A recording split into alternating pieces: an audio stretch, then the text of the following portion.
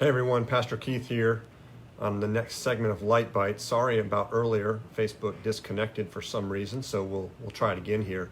But we're taking a psalm a week to look at the various and address the various emotions that we're facing in the midst of this pandemic. The Psalms are a refuge for raw emotions. Today we're going to be looking at Psalm 85, encountering despair with hope.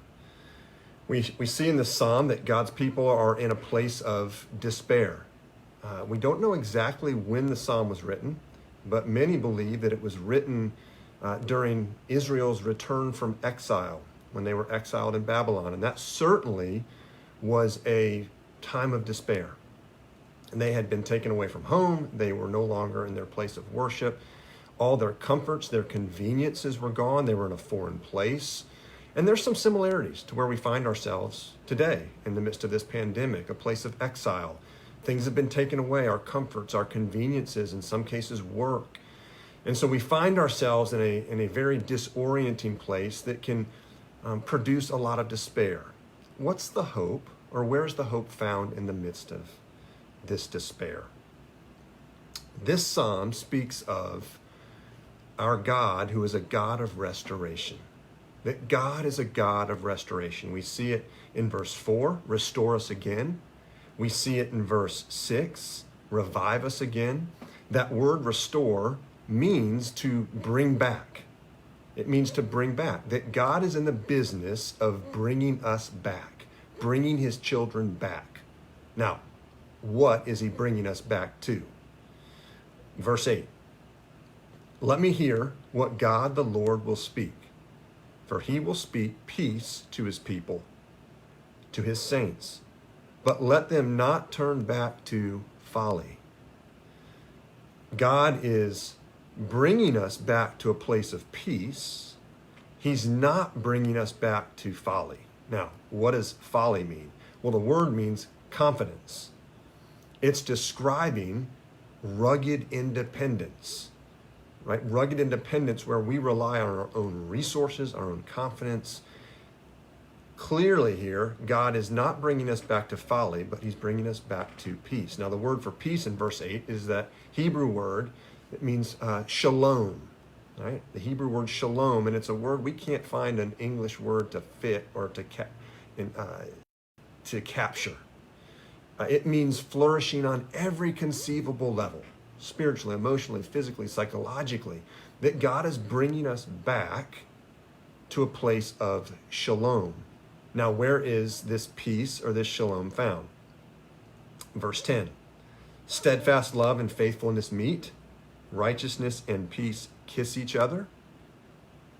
Faithfulness springs up from the ground, and righteousness looks down from the sky. This is describing steadfast love of God coming down to bring his children back, and faithfulness describes the response of God's children. And where steadfast love and faithfulness meet, you have shalom.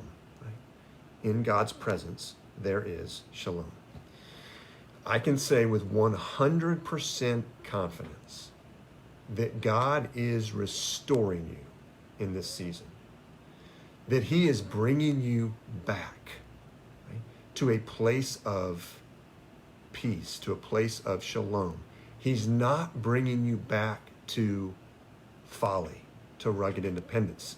Now, if your only thought or your only prayer in this pandemic is, God, just get rid of this pandemic so I can get back to what I was doing before, right? The comfort, the convenience, in many ways, back to folly, back to rugged independence. God is not bringing you back. He's not just going to get rid of this pandemic and bring you back to where you were. He's restoring you. He's bringing you back to a place of shalom, right? To his steadfast love. I remember in 2016, Hurricane Matthew came through. And remember, it kind of clipped the shore and came close to Jacksonville, producing hurricane winds in the city. In my side yard, our wooden fence, 2 panels and 2 posts were flattened. But the rest of the fence was not, just these 2 panels and posts. And the reason was because our gutter pours out at the base of these 2 posts, and they had become rotten. They had become weak. And the hurricane exposed that, and it blew them down. But it was a grace, because when I put the new fence post back in the ground and put the fence back up, it was strong. Right? It would have been able to resist that same wind. This pandemic is exposing folly in our lives. And again, folly meaning rugged independence. It's exposing areas of rugged independence in our lives, areas where we're not dependent on God. And while we seem to think, or we tend to think, that rugged independence is a place of strength, the scriptures say just the opposite, that rugged independence is a place of weakness. And so God is bringing you back to a place of dependence on him, back to his presence, where there is shalom that is disconnected from circumstances.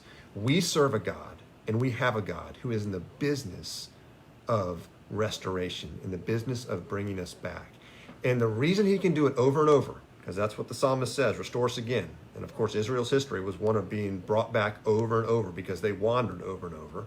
We do the same thing. We wander into folly over and over, and yet God patiently brings us back over and over. Why does he do that? Number one is because his love for you is not conditioned upon your behavior. It's the hardest thing for us to grasp, that God's love for you is not based on or conditioned upon your behavior. He loves you because he loves you, period. But number two, verses 2 and 3, you forgave the iniquity of your people. You covered all their sin. You withdrew all your wrath. You turned from your hot anger. The reason God can bring you back over and over and again and not be done with you is because he withdrew his wrath. Now, when God withdraws his wrath, it doesn't just disappear.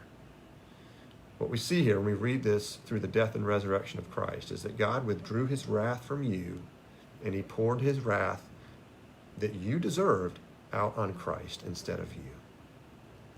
And that's why, with your sins covered, past, present, and future, as you wander into folly over and over again, as you wander into rugged independence, he brings you back over and over and over. And certainly that is what is happening in this present situation of the pandemic.